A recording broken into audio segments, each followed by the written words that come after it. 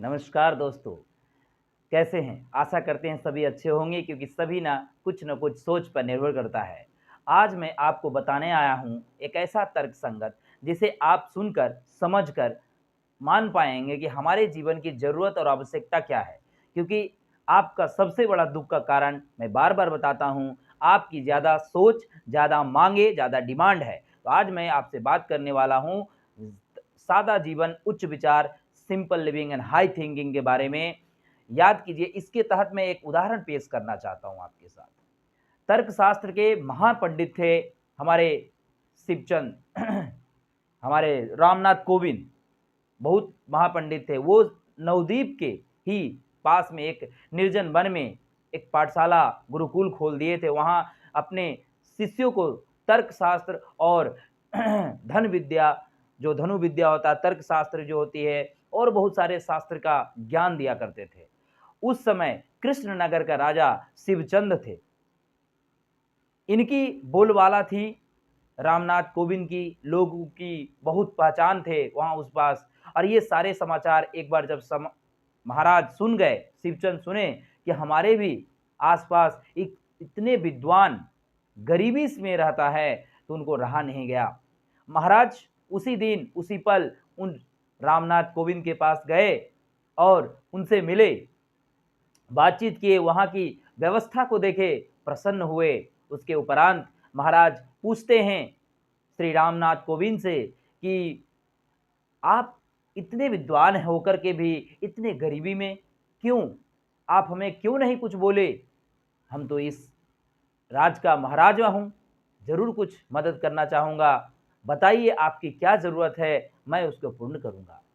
तो रामनाथ कोविंद कहते हैं कि वैसे तो कुछ की कमी नहीं है, यहाँ सब पूर्ण तरीके से पूर्ण है। मैं ठीक-ठाक यहाँ रहता हूँ और अपने शिष्यों को ज्ञान देता हूँ। इस तरीके से बोले। उसके बाद बोले, ठीक है, मैं वो बात नहीं बोल रहा हूँ। कहीं न कहीं मैं ये कहना चाहता हूँ कि आपकी घर के चलाने में किसी प्रकार की मुसीबत तो नहीं आती है? तो रामनाथ कोविंद बोलते हैं, फिर ये बातें तो आपको जाकर के हमारी पत्नी, हमारी अर्धांगिनी से जाकर के बात करनी होंगी कि हमारे घर संसार में किस प्रकार की कमियाँ है, ये आपको वही बताएगी। तो अब जाकर के महाराज शिवचंद वहाँ से उठ कर के रामनाथ कोविंद के घर चले जाते हैं, गुरुकुल से घर चले जाते हैं और वहाँ स्त्री से भेंट करते हैं, मुलाकात करते हैं, प्रणाम पाती करते हैं। उसके बाद बात को छेड़ते हैं कि माते, आप इतने गरीबी में जीते हैं, आपकी इतनी कमी, इतनी कष्ट से जीवन को जी रहे हैं, आपकी क्या मैं मदद कर सकता हूँ? तो उनकी पत्नी, रामनाथ कोविंद की पत्नी बोलती है कि वैसे तो किसी प्रकार की कमी नहीं है महाराज, कमी रहने से मैं आपको अवश्य बोलूँगी, क्योंकि सब ठीक-ठाक है। लेकिन फिर भी महाराज को रहा नहीं जाता है, महाराज फिर भी बोल पड़ते हैं, फिर भी मैं ये चाहता हूँ माते कि आपको कुछ नगरों का आपको भार दिया जाए, जागीर बनाया जाए, जहाँ से कुछ टैक्स वसूली होगी, उससे आपकी कुछ आय होगी और आपकी रहन-सहन, खान-पान और आपके शिष्यों की शिक्षा में कुछ न कुछ मदद होगा। मैं यही चाहता हूँ आपकी मदद करना। तो स्त्री रिप्लाई देती है, वैसे तो परमात्मा ने हमें किसी प्रकार की कमी नहीं रखी है, महाराज, हमें तो बस सब कुछ है, सब कुछ से संपूर्ण हूँ। कहीं न कहीं खाने के लिए मुझे मेरे शिष्य लोग भिक्षा लेकर चले आते हैं, सोने के लिए बिछौने हैं, रहने के लिए कुटिया हैं, पानी पीने के लिए घड़ा है, जिसमें मैं सब कुछ पी लेती हूँ।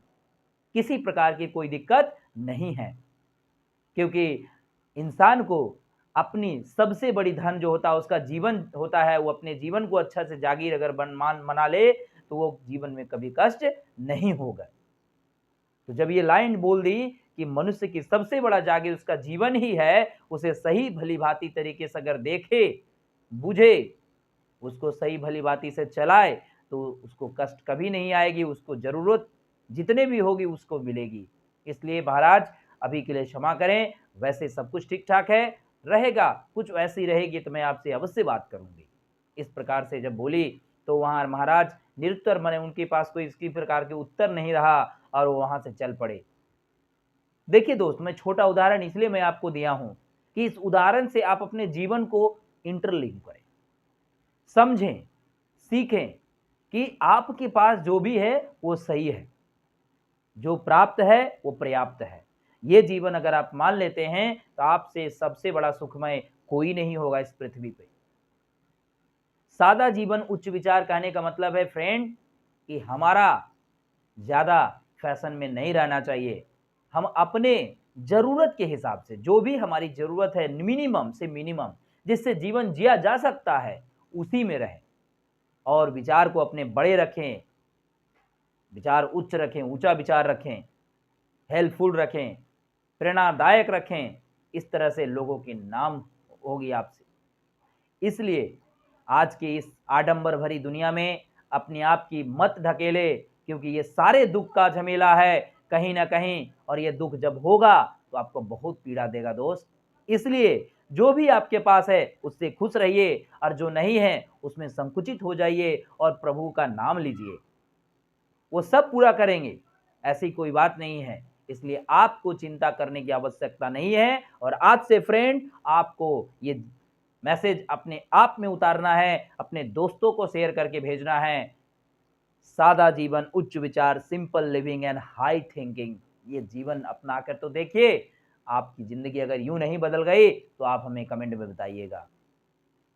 आज मैं अपने आप के बारे में बात करता हूं। आज मैं उतना कभी फैशन में नहीं जीता हूं। जरूरत के हिसाब से मैं अपने माता पिता से मैंने बहुत कुछ सीखा है। ऐसी कोई जो बात नहीं है जिससे मैं सीख नहीं पाया हूं।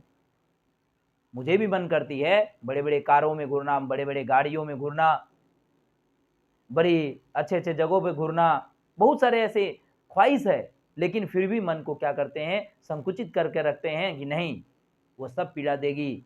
आपका जीवन का आनंद लेना है तो आपके सादा जीवन उच्च विचार पर है।